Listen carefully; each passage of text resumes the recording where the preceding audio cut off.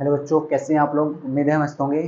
तो स्टूडेंट, आज जो हम बात करने वाले हैं ना आपसे, वो बात करने वाले हैं केमिकल काइनेटिक्स यानी कि रासायनिक बलगति का लेक्चर नंबर 8 के बारे में बात करने वाले हैं। तो इससे पहले हम चैप्टर यानी कि लेक्चर 7 तक देख चुके हैं। अगर आपने वो वीडियो नहीं देखी है तो आप डिस्क्रिप्शन में जाइए, वहाँ पर आपको लिंक मिल जाएगा, या आप चैनल पर जा सकते हैं, सर्च कर सकते हैं फ्यूचर टॉपर, वहाँ पर आपको चैनल में मिल जाएगी प्लेलिस्ट और वहाँ पर आप देख सकते हैं। तो स्टूडेंट देखो, हमने बहुत सारे क्वेश्चन कर लिए हैं चैप्टर के, लगभग 10 से क्वेश्चन कर चुके हैं। तो देखो ये क्वेश्चन है 2023 में आया है, 2020 में आया है और 2019 में आया है। अब देखो ये क्वेश्चन किस तरीके का आया है, इसमें बहुत ज़्यादा लैंग्वेज लिखी हुई है क्वेश्चन में। तो क्वेश्चन को देखकर आपको घबराना नहीं है, ये बहुत सिंपल क्वेश्चन है, बहुत ज़्यादा सिंपल क्वेश्चन है।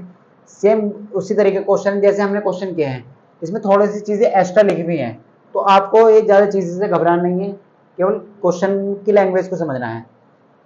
क्वेश्चन क्या कह रहा है, क्वेश्चन कह रहा है कि कोई प्रथम कोटि की अभिक्रिया है, प्रथम कोटि की अभिक्रिया, ये आपको रिएक्शन दिया है N2O5, यहाँ बनना है NO2 और यहाँ पर ऑक्सीजन बनना है।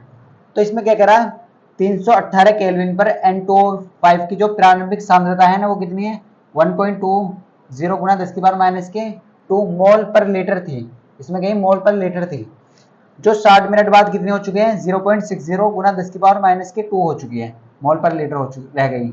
अब आप क्या कह रहा है कि 318 केल्विन पर क्या निकालना है, वेग स्थिरांक निकालना है।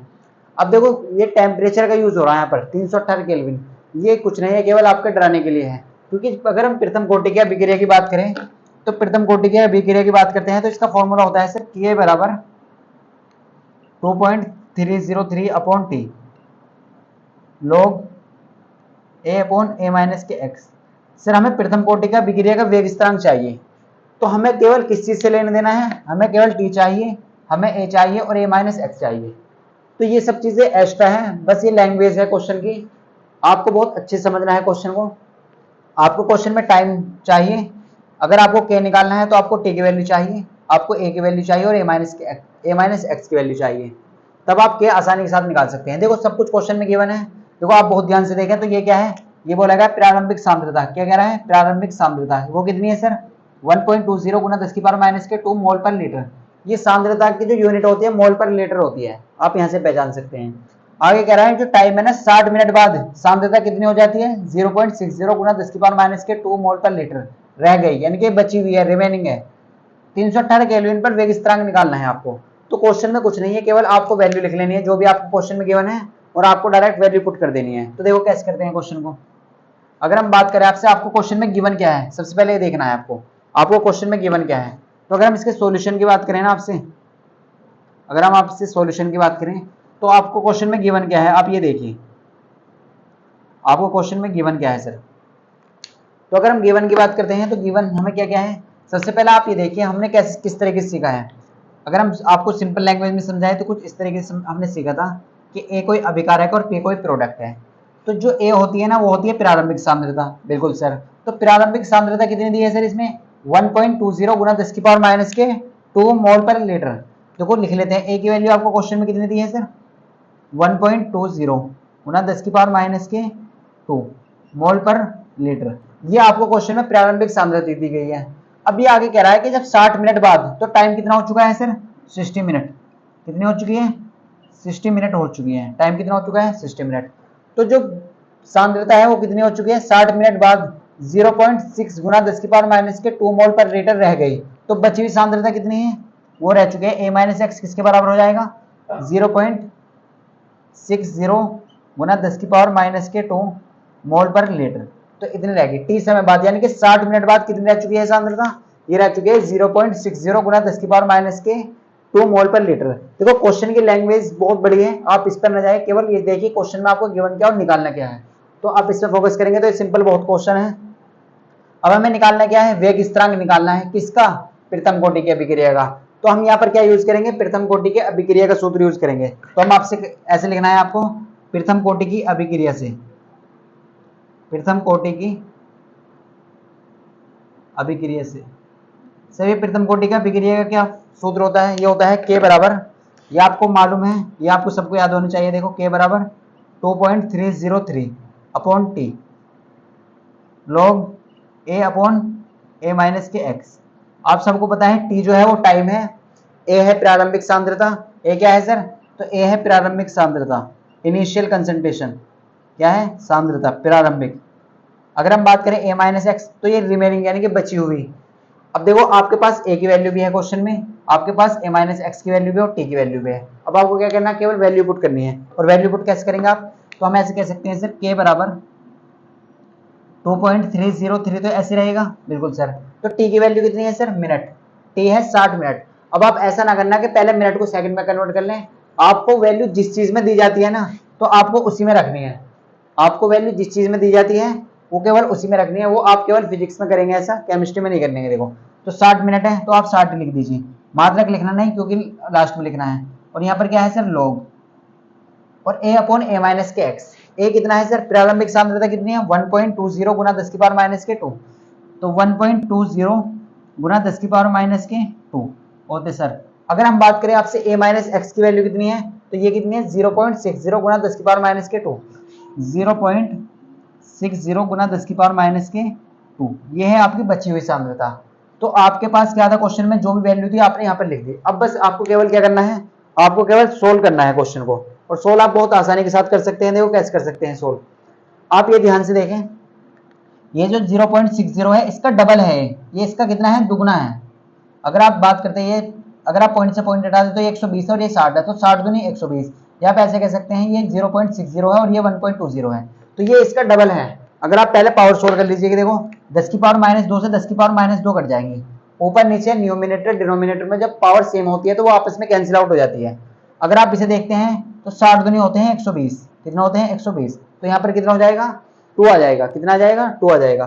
तो फाइनली हमारे पास क्या आ चुका है, आप ध्यान से देखेंगे यहाँ पर, तो हम ऐसे कह सकते हैं हमारे पास जो वैल्यू आ चुकी है, कितनी आ चुकी है सर, k बराबर 2.303 अपॉन 60 गुना 10 की पावर, यहाँ पर कितने बचा, log 2 बचा। यहाँ पर क्या बचा, केवल log 2 बचा। और log 2 को आप बहुत अच्छे से जानते हैं, इसकी वैल्यू कितनी होती है, ये हमने आपको बहुत सारे क्वेश्चन में समझा दी है। जिसे आप याद रखिए 3010, डायरेक्ट याद रखना है आपको कि log 2 की वैल्यू कितनी होती है, 0.3010। तो आप रख देंगे यहाँ पर वैल्यू 2.30 ऐसी रहेगा, 60 भी ऐसी रहेगा, और log 2 की वैल्यू क्या आ जाएगी, 0.3010। ओके सर, अब आपको केवल सोल्व करना है। तो सोल्व करना बहुत आसान है, इसकी वैल्यू भी आप सब जानते हैं। जब इन दोनों की मल्टीप्लाई करते हैं तो ये आपने डायरेक्ट याद कर रखा है। सर हम 2.30 की मल्टीप्लाई करेंगे किसमें, 0.30 में, तो ये आता है सर 0.693। तो इसे भी आप डायरेक्ट याद रखें, इन दोनों चीजों को आपको डायरेक्ट याद रखना, हर क्वेश्चन में ये यूज होती है। देखो तो k बराबर, इसकी मल्टीप्लाई इसमें करेंगे तो कितना हो जाएगा, 0.693 अपॉन 60। अब आप और सिंपल कैसे कर सकते हैं, देखो तो हम ऐसे कह सकते हैं सर k बराबर 0.693, इसे आप ऐसे लिख सकते हैं कि 6 × 10, बिल्कुल लिख सकते हैं। ये सिंपल कैलकुलेशन है, आप 60 से डायरेक्ट डिवाइड कर सकते हैं, या आप सिंपल तरीके से ऐसे भी कर सकते हैं। तो ये 10 की पावर 1 है, इसे ऊपर ले जाइए तो काय की हो जाएगी, माइनस की हो जाएगी। तो हम ऐसे कह सकते हैं, देखो 0.693 और 10 की पावर माइनस की हो जाएगी 1, और यहाँ पर कितना बच रहा है, 6। अब 6 से डिवाइड कर लीजिए आप, तो जब आप 6 से डिवाइड करेंगे ना इतने को, तो ये कितना जाएगा, k बराबर, देखो 0 पॉइंट तो ऐसे रहेगा बिल्कुल, तो 6 कम 6 और 9 बचे यहाँ पर, 6 कम 6 3 बचे, तो 3 और 3 यानी कि 33 हो जाएंगे, 3 यहाँ बचे और 3 ये है 33, तो 6 पंजे होते हैं 30, बस इतना काट लीजिए 10 की पावर माइनस की 1। आप इतना भी आंसर छोड़ सकते हैं, लेकिन जो आंसर छोड़ना होता है ना, हमेशा एक पॉइंट, एक नंबर के बाद पॉइंट होना चाहिए, एक डिजिट के बाद। तो इस पॉइंट को आप यहाँ लाइए, इस पॉइंट को आप यहाँ खिसकाइए, यानी कि इधर लाइए। तो जब आप पॉइंट इधर लाएंगे ना तो एक पावर बढ़ जाएगी यहाँ पर माइनस की, ये हमेशा याद रखें। 0 यहाँ पर क्या हो जाएगा, यहाँ पर हो जाएगा 1.15 गुना 10 की पावर माइनस के 2 हो जाएगी। कितनी हो जाएगी, k बराबर कितना आ चुका है, 1.15 गुना 10 की पावर माइनस के 2। अब मात्रक क्या लगाएंगे, मात्रक लगाएंगे यहाँ पर, देखेंगे ये काय में दिया है आपको, मिनट में, तो मिनट इनवर्स क्या लिख देंगे आप, केवल मिनट इनवर्स लिख दीजिए। तो यही क्या है आपका आंसर। तो इस तरीके से ऐसा क्वेश्चन करना है। तो क्वेश्चन बहुत इंपॉर्टेंट है, 2023 में आया है, 2020 में आया है, 2019 में आया है। तो ऐसे न्यूमेरिकल एग्जाम में आते हैं करने के लिए। तो कैसे करना है हमने आपको समझाया। देखो ये वैल्यू मोस्टली न्यूमेरिकल्स में, केमिकल काइनेटिक्स के मोस्टली न्यूमेरिकल में ये वैल्यू यूज होती है। तो आप इसे याद रखिए, जब 2.303 की मल्टीप्लाई करते हैं ना 0.3010 में, तो ये आता है 0.693। तो इसे आप डायरेक्ट याद रखेंगे, इससे आपकी कैलकुलेशन बहुत आसान हो जाएगी, क्योंकि ये ज्यादातर मोस्टली केस यहाँ पर बनता है। तो ऐसे क्वेश्चन, कुछ क्वेश्चन में अलग तरीके से होंगे, लेकिन ज्यादातर जो केस होंगे इस तरीके से होंगे। तो आप इसे डायरेक्ट याद रखें, ऐसे क्वेश्चन आपका सिंपल हो जाएगा। तो ये हमारा आंसर है। इस तरीके से क्वेश्चन करना था। तो वीडियो को पॉज करके इसे नोट करें।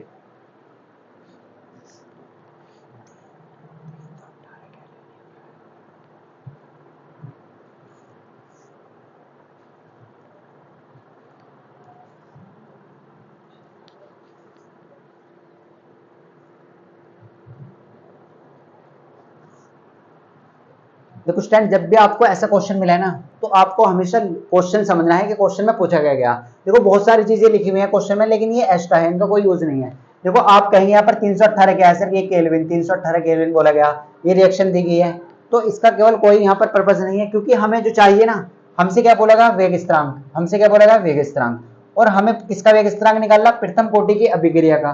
तो प्रथम कोटि की अभिक्रिया का फॉर्मूला क्या होता है सर, ये होता है k बराबर 2.303 upon T log a upon a minus के एक्स। केवल हमें ये वैल्यू चाहिए। अगर हमें k चाहिए ना, तो हमें किस किस की वैल्यू चाहिए, t की वैल्यू चाहिए, a की वैल्यू चाहिए और a माइनस एक्स की वैल्यू चाहिए। ये तो एक ये रिएक्शन का टेम्परेचर दिया कि इतने टेम्परेचर पे जब रिएक्शन होती है तो हमें ये मिलता है। ये केवल ये चीजें हैं। तो आपको ऐसी चीजों में अटकना नहीं है, यानी कि तो आपको केवल फोकस क्वेश्चन में क्या पूछा गया है, क्वेश्चन की लैंग्वेज को समझना है। तो ऐसे ही क्वेश्चन आपको ज्यादातर मिलते हैं एग्जाम में, तो आपको इस तरीके से करना है। तो स्टूडेंट, आई होप आपको ये क्वेश्चन क्लियर हो चुका होगा।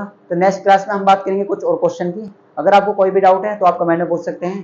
तो स्टूडेंट, अगर आपको वीडियो अच्छी लगी है तो वीडियो को लाइक जरूर करें, और चैनल पर न्यू है तो चैनल को सब्सक्राइब कर ले अगर अभी तक नहीं किया है। मिलते हैं आपको नेक्स्ट क्लास में कुछ और क्वेश्चन के साथ।